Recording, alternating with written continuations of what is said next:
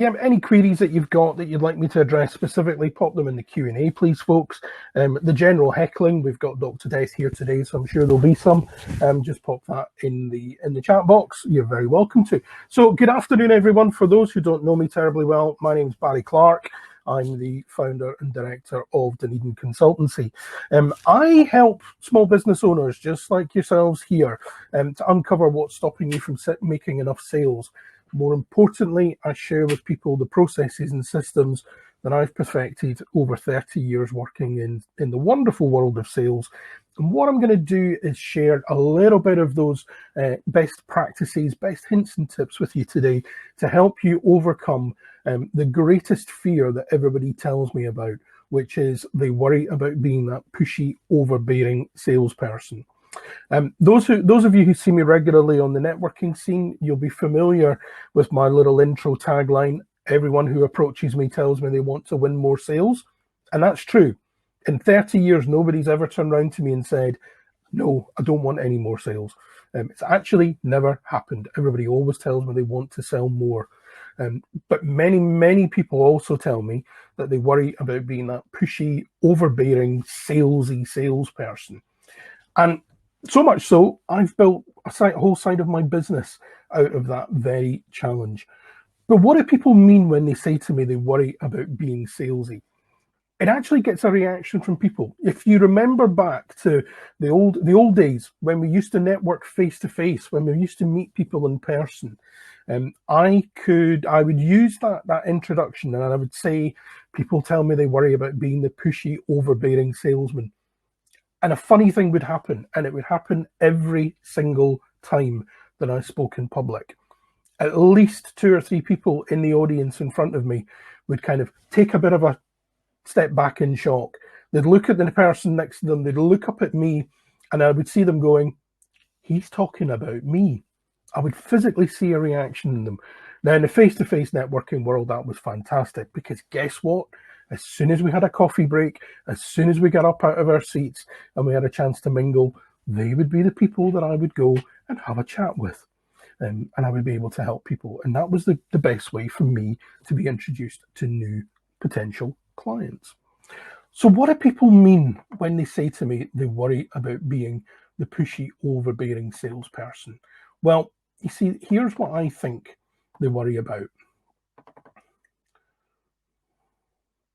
We've all met this character at some point in our lives, haven't we? We've all at some point had this guy, when he pops up, eventually, here we go, there he is.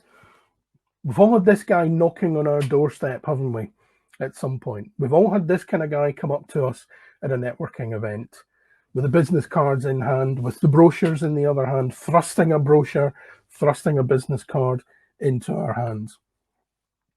Now, what are we actually talking about? What do people mean when they say to me they worry about being that overbearing, salesy salesperson? Well, whenever I've asked people what that means to them, I ask these 2 questions. I ask them to think about the good selling experiences that they've encountered in the past. And invariably what people tell me is that the people who've listened to them, the people who've treated them as individuals, the people who've taken the trouble to ask questions of what is it that you're looking for, what is it you're looking to achieve, and then helped present solutions to those problems. Those were the salespeople that were popular, that had gone down well. When I ask the question about the pushy, overbearing salespeople, what I invariably tend to hear from people is, well, they didn't listen to me. They seem to have their own agenda. They were just interested in getting the sale. They weren't talking to me as an individual. And I think that sums up perfectly what a lot of people mean when they tell me that they worry about being the pushy, overbearing salesperson. See, the fact is, none of us like being sold to.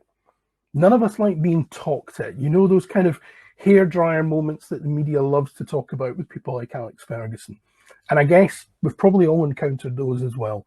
Those salespeople that just relentlessly are going to tell you about their product. They're going to bore you to tears with features and benefits. And essentially, they're going to bombard you until you submit and agree to a sale. Now, if I've been having this presentation, if I establish my company 30 years ago. Back in the 1970s, 1980s, that was exactly the kind of selling techniques that people were taught and were encouraged to follow. Now, I'm fortunate I came along a little bit later than that. I know, looks as though I probably was around in the 70s doing what I'm doing. I came along a little bit later than that. And the fortunate thing is we were then taught different approaches. And the thing is, selling today, building a relationship, getting to know your customers and promoting and selling your products and services is completely different. And the reason it's completely different is we live in a different world. We live in a social media driven, information heavy world where, frankly, features and benefits are no longer relevant. So, in essence, what I'm saying to you here is the first lesson I want you to take away from today. There's 4 lessons that I'm going to share with you today. And lesson number 1, the very first step, if you don't want to be that pushy, overbearing, salesy salesperson, stop trying so hard. Stop trying to sell all the time. Now, I know that sounds counterproductive, isn't it? I mean, after all, one of my core activities, I'm a sales trainer. I teach people how to sell, but I'm now telling you not to try selling. Well, the key word is stop trying to sell quite so hard. What I want you to do is, and this is a really important mindset shift, I want you to start thinking about helping your potential customers, helping your clients, and not directly selling to them. It's a subtle, but it's a really important mind shift, because when we start helping people, then suddenly what happens? We stop being so pushy. We stop being so desperate for the sale. And it's an old cliche, but it is very true. It's true today as much as it was in the past. Nobody will buy from a desperate salesperson. The person who constantly chases the sale and just wants to get your signature on the contract. Nobody buys from them, especially now more than ever before. So how do we go about trying to help people? How do we go about being the helpful, assisting salesperson rather than that pushy, overbearing character? Well, it's all about building rapport. And here's one of the really important messages I want to get across with you today. You see, there is no substitute. There really is no substitute for taking the time to build some rapport, to get to know your customer, and to have a conversation with them. Now, in today's world that we live in, there are many people out there who will convince you that automation is the way to go, have digital sales funnels, have digital lead funnels on all your social media channels, and that will solve your sales problems for today. Here's my take on it. They will help. What they will do is they will help to generate leads for you. But that's only half of the challenge, because once you've generated a lead, you have to do something with it. And unless it is a purely digital product that you have, you're going to have a conversation. And at the end of the day, we're all human beings. Most of us love nothing more, even introverts like myself. Yes, believe it or not, I would always class myself as an introvert, an extroverted introvert probably. But even an introvert like me, there is no substitute to building that relationship, having a chat with somebody, getting to know them, getting to understand their business, and then you're in a position where you're able to present opportunities and solutions for the challenges and the problems that your prospects are facing. And there is just no substitute for it. So, how do you find out? How do you learn about your customers, your clients, your prospects, and understand what it is they're looking to achieve? Well, it all comes down to having a conversation, but it comes down to having a purposeful, focused conversation. It's all about the questions that you ask other people. Now, it's a really important skill to learn this. And if there's one thing that you take away from the next 15 minutes or so, over and above all the other advice and hints and tips I'm going to share with you, it's the ability to have a conversation and learn and find out from your clients what it is they're looking for. That is the key to you being a more effective salesperson and to doing that in a way that never feels pushy, overbearing, or salesy. The beauty is, and when I learned this lesson many, many years ago, it was revolutionary. People love to talk. I don't believe there's a person in the world who doesn't like to talk. And ultimately, what is our favorite topic to talk about? We love talking about ourselves. Now, whether it's about ourselves, about our families, about our business, about our hobbies, our activities, we love talking about ourselves. And this is equally important in a business environment, and it's critically important in a sales environment. If you give people the opportunity to talk, if you give them permission to talk and you give them a reason to talk, the beautiful thing is they will tell you virtually everything that you want to know. It's all about asking the right question, having built a little bit of rapport that the person feels a bit of trust and they're comfortable with you, and they will then tell you everything you want to know. So how do we do that? How do we achieve that? It's the power of using high quality open questions. The who, what, why, where, when, hows. Those beautiful 5 questions that allow you to find out everything you're looking to learn. Because the thing is, when you ask somebody a how or a what or a why question, they're going to feel inclined to give you an explanation.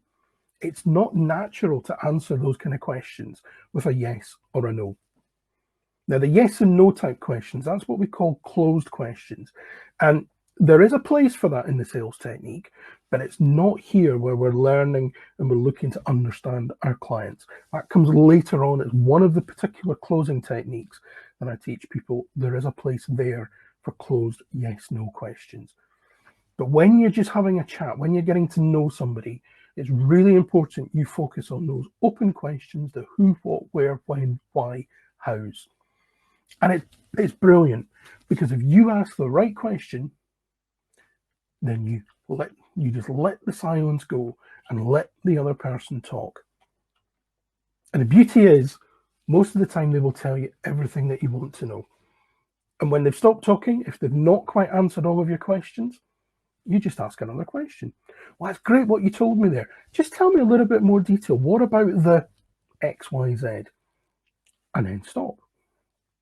You know, nature gave us one mouth and 2 ears. And I think it's a great principle in life, but it's so important in the sales process as well that we use them in that order. Listen twice as much as you talk. There's another reason why it's important to spend more time listening and not talking in the sales process.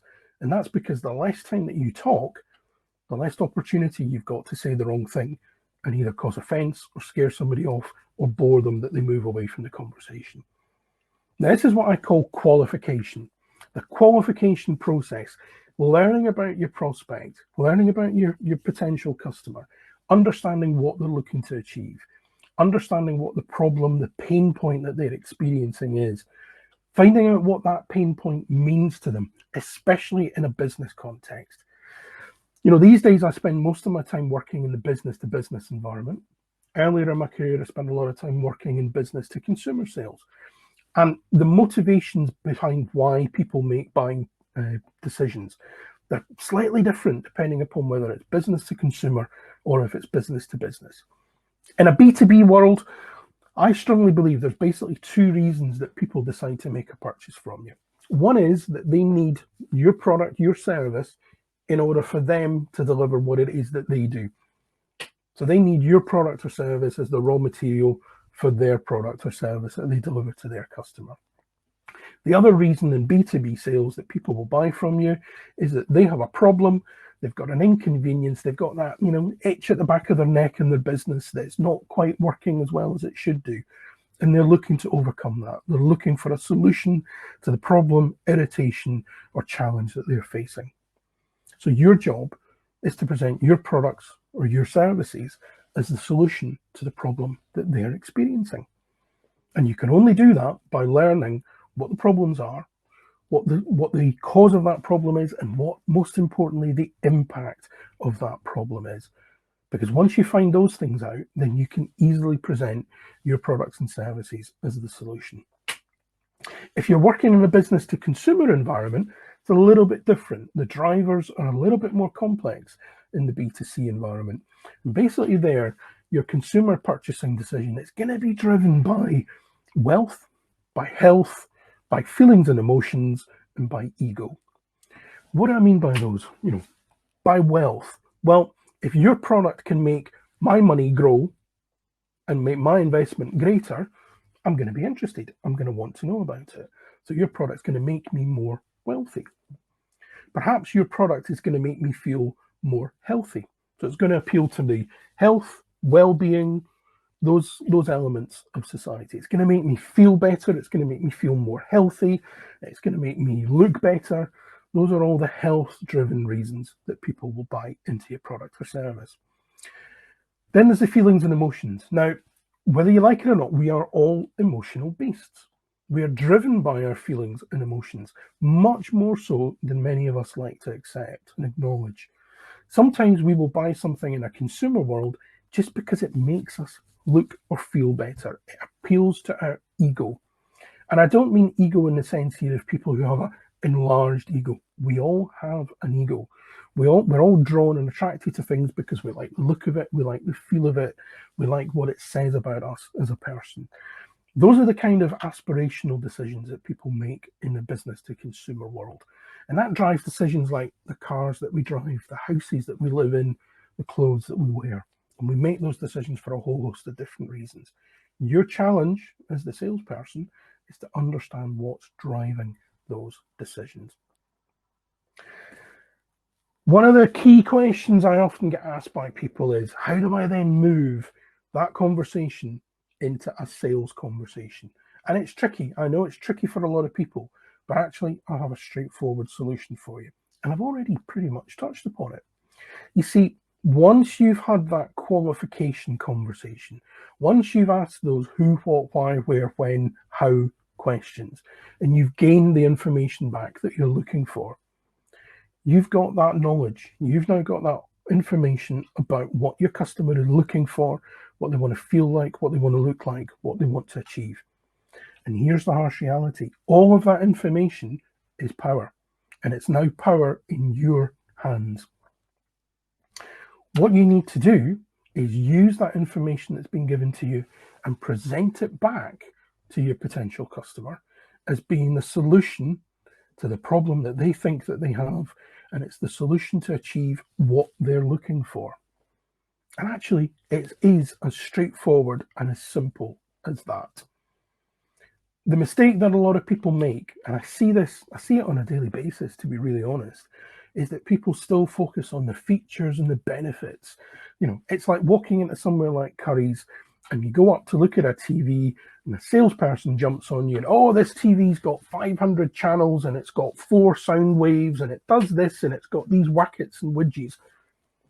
Now, I don't know about you, I don't really care about all that kind of stuff. Is it the size I want? Is it the brand I want? Is the picture nice and clear? Is the sound good quality? Is it a brand that I'm comfortable and familiar with? And here's one of the things about modern day selling.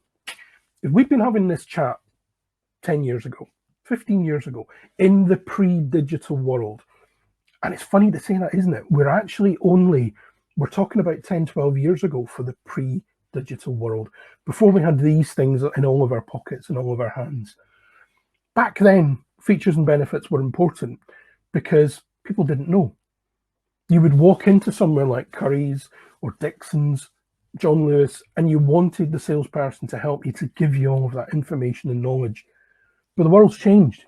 And in that respect, the world has changed really dramatically.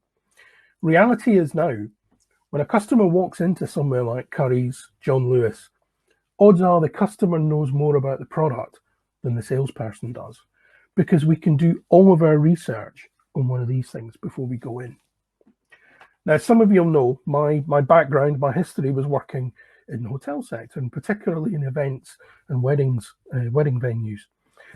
And that's a world where we've really seen the difference of how educated and aware today's modern customer is. 10, 15 years ago, when I was selling and marketing wedding venues, customer practice then, couples who were looking for a wedding venue for their celebrations would visit 8 to 10 venues to investigate, to find out, to seek out the venue that they were looking for. They might phone you in advance for a brochure. In the very early days, they might check out your website. But 10 and 12 years ago, our websites were really, really basic. So they came to us for the information. And we knew that when somebody walked through the door, coming to an appointment with us, They were going to visit lots of other venues as well. The world's completely changed now. And research has proved now, today, wedding couples go to 2, maximum 3 venues to check them out, because they've done all the research on these things at home. Have you adapted in your business? Have you changed and evolved the conversation that you're having with your potential customers that approach you to respect the fact that actually they'll have done all their research? You don't need to focus on all those features and benefits now. But what I do recommend that we do is that we check in, we double check, have people picked up the right information?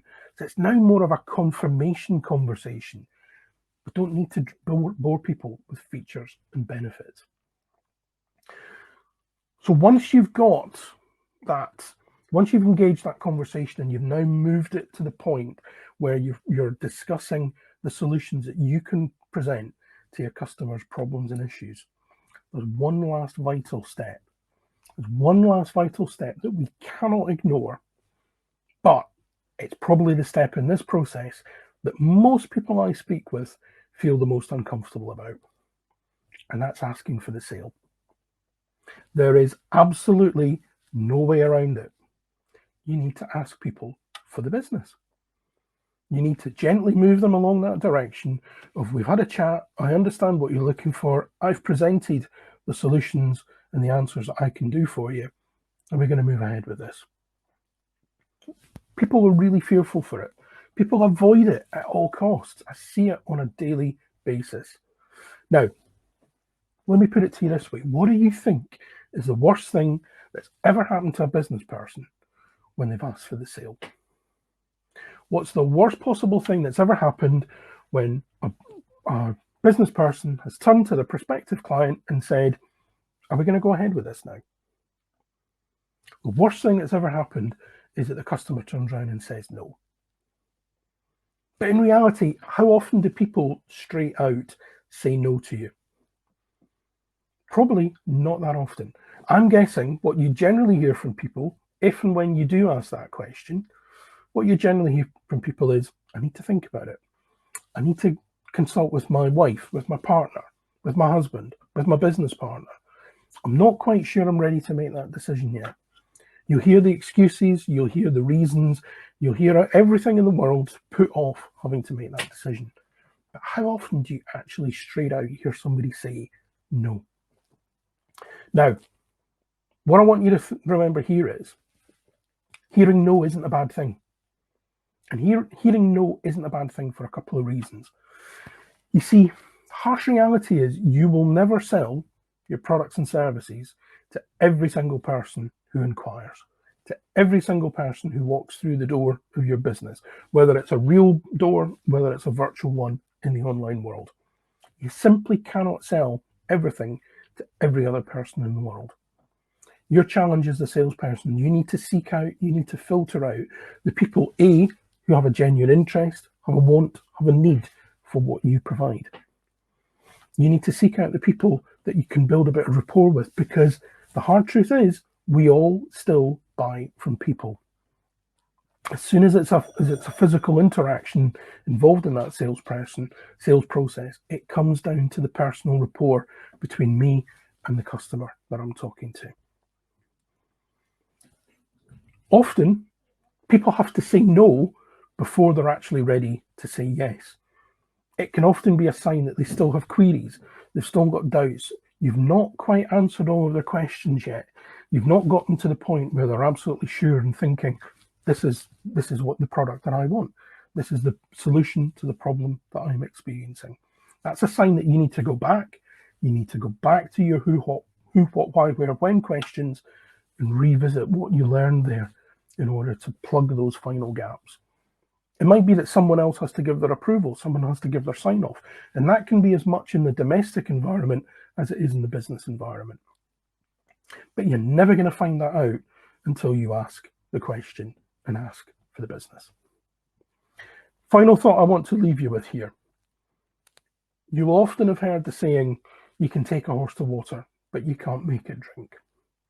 And I love to use that saying as an analogy in my sales training, because I think it really sums up how a lot of people feel about having to sell. Your job is not to make the horse to drink. Your job is to make the horse realise that it's thirsty and you've got the water. Ladies and gents, thanks ever so much for your attention. Really hope you've enjoyed the last few minutes. I love talking about sales, could talk all day about it. But there we are, my top 4 tips as to how you can be more effective selling your products and services without ever being salesy. Over to you now. Happy to take some questions for a few minutes if there's any specifics that you'd like me to address.